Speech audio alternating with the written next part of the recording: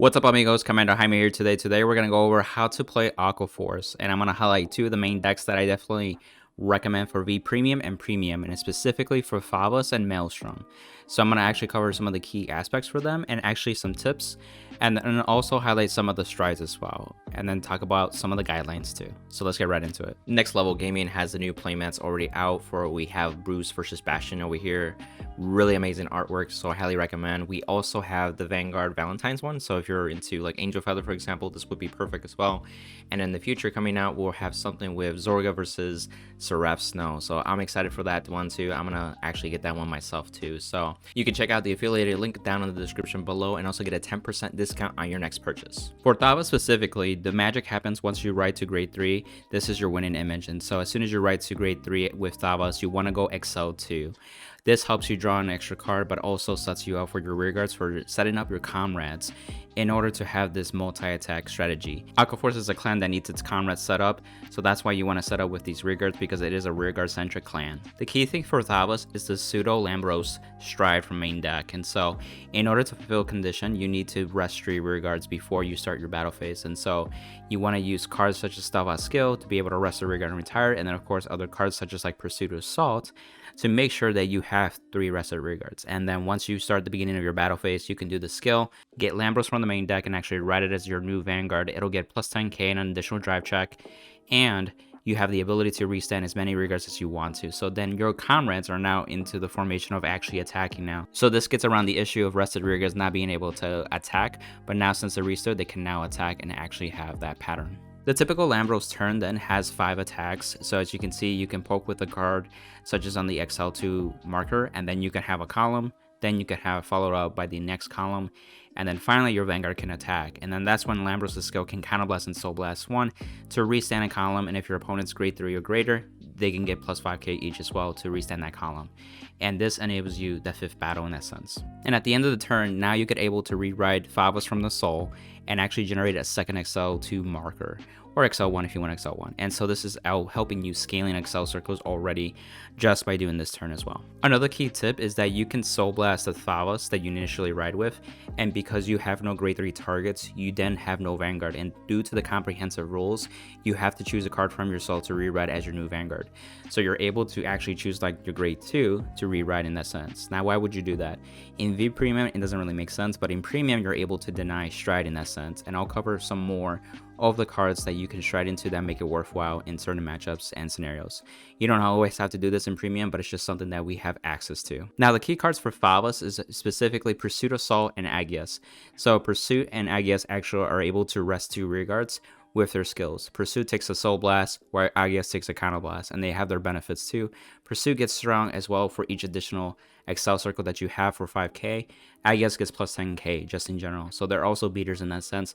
But these are your cards that you really want to use to be able to rest, so that way you have the 3 regards rested condition met. Nikki and Dennis are also key cards for the Thavas deck, specifically because when you do ride with Nikki, you're able to check the top 7 for a Dennis or a Thavas. That helps with your consistency, but as well as a rearguard circle skill, you can actually rest this unit and then bottom deck a normal unit from your deck, or from your drop zone to your deck, and then of course Soul Charge 1. So it helps fulfill for the resting condition, but also return some of your Lambroses that you've already retired due to the skill in a sense, or you may have lost through like damage checks or drew into them in that sense. So Nikki helps with that regard. Dennis is also cool because it's able on Vanguard and rearguard circle rest anything and then call the top card of your deck, and so you're able to rest units again to fulfill that condition much more easier, but also build up a field, and this can actually snowball over turn by turn in that sense too.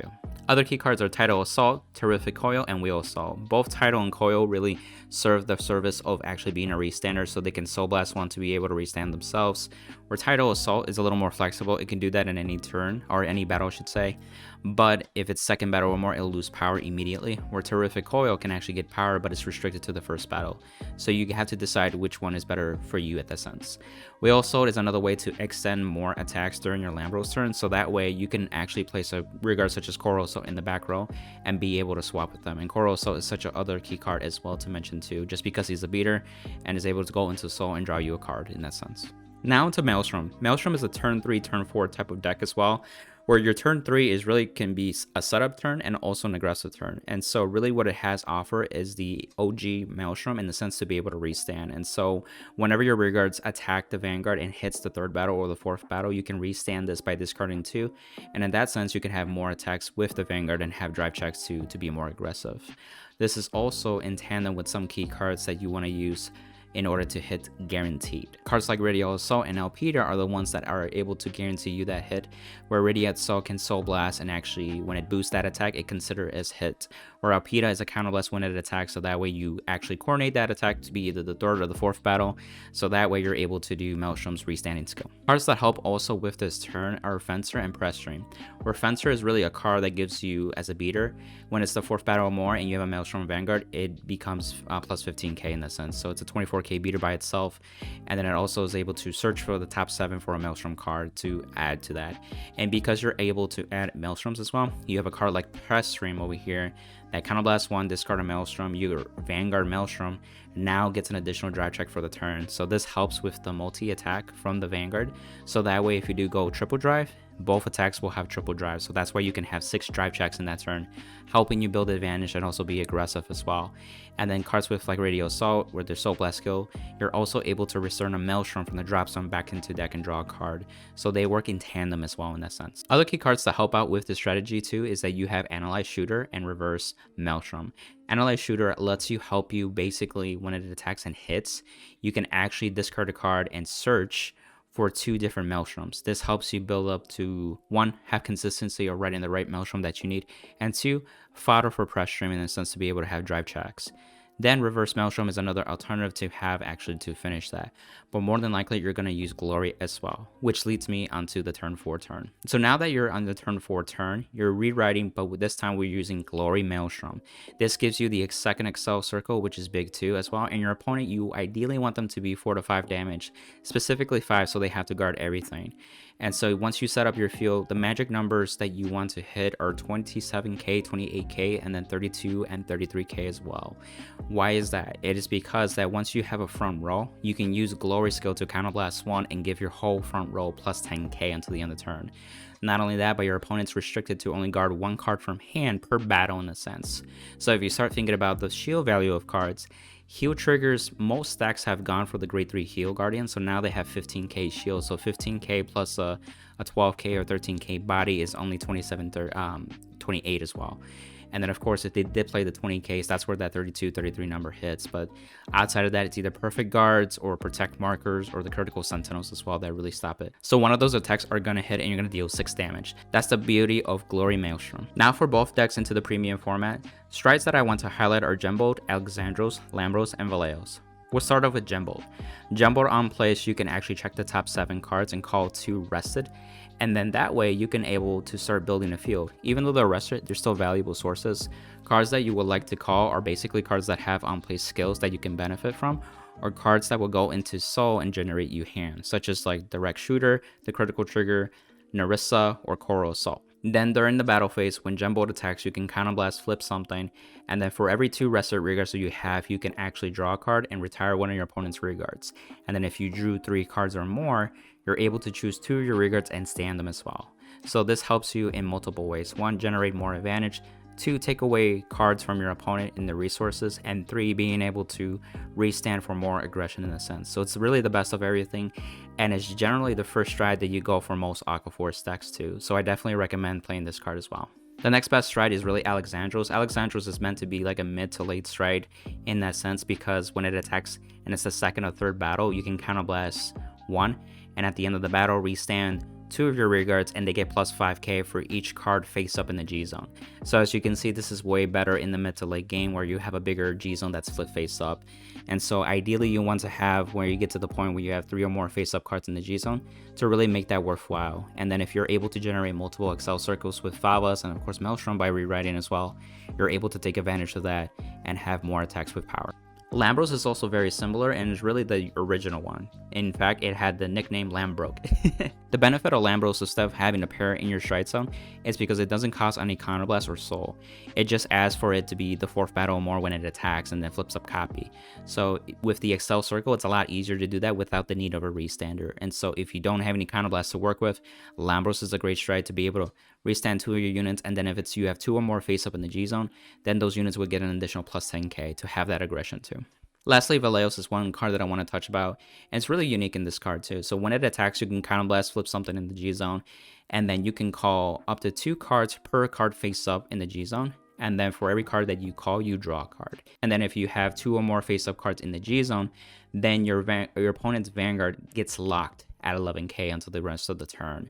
So what this means that even if they get triggers on their damage checks, they cannot actually take a benefit on the Vanguard. So the Vanguard is locked at 11k. In fact, if your opponent's Vanguard is 12k and 13k base normally, they'll go down to 11k as well. So all of a sudden your 11k numbers now start to hit as well. The other benefit of locking that power is to deal with over triggers too. If you haven't seen your opponent's over trigger and you know that they're going to take some damage in order to help for triggers, but also get a chance to over trigger to stop your turn, this is a card that can get around that as well too. Helpful tips with this card too that you want to pair up: if you can attack with Vanguards that can able to go into soul or retire themselves to draw, such as like Saberflow or direct Brave Shooter, in that sense, you can actually be able to draw into more combo pieces and then be able to call even better pieces with more attacks in that sense too. Now I just want to cover some 3 guidelines or tips in just playing with these decks in general, or even in Aqua Force in specific too. Number 1, be deliberate on your calls. You got to realize that Aqua Force, especially in the early to mid game, there's no way to draw advantage by nothing. You have to use cards in order to regain resources in the sense too. So make sure you're deliberate with your calls, because as soon as you call a rear guard, if it's retired or removed or anything like that, it's gone until you're able to somehow replace it with another key component as well. Number 2, prepare for triggers being damaged.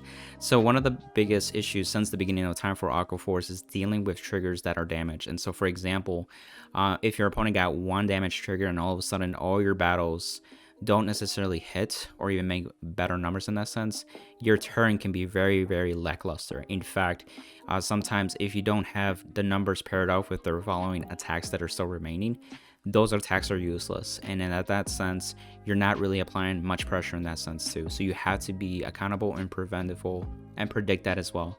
And it's easy to make numbers to work in your favor. You just have to practice on the attack patterns for the decks that you're using for Aqua Force specifically. Number 3, keep up with a proper tempo. So sometimes with Aqua Force, you want to make sure that you're keeping your opponent on their toes. If there's any way that you are falling behind, it is really hard for Aqua Force to actually make a comeback too. It's almost fighting an uphill battle in the sense. So if you're able to take advantage by either being aggressive or even just on par on a card attrition or advantage, then you're in a very good spot. And make sure you keep that tempo so that way you can actually put the nail in the coffin on your winning image. If you're interested in more deck profiles, I'll actually link them in the description too. I'll have some videos of mine and other players too that have done really well with the decks too. I definitely recommend them to check them out. And if you do plan to buy cards and use TCG Player, go use the TCG Player affiliate link in the description below, so that way you can get your cards but also help the channel in the sense. So more videos like these can be more apparent for card fighters moving forward. Your support is well appreciated. Also, if you like Aqua Force in the sense of you want more products such as like keychains, I definitely recommend Next Level Gaming for the keychains too, and any playmats or future playmats for the clan as well. And then the link is down below in the description, and you can get a 10% discount on your next purchase too as well. If you felt like this video gave you some value, please leave a like.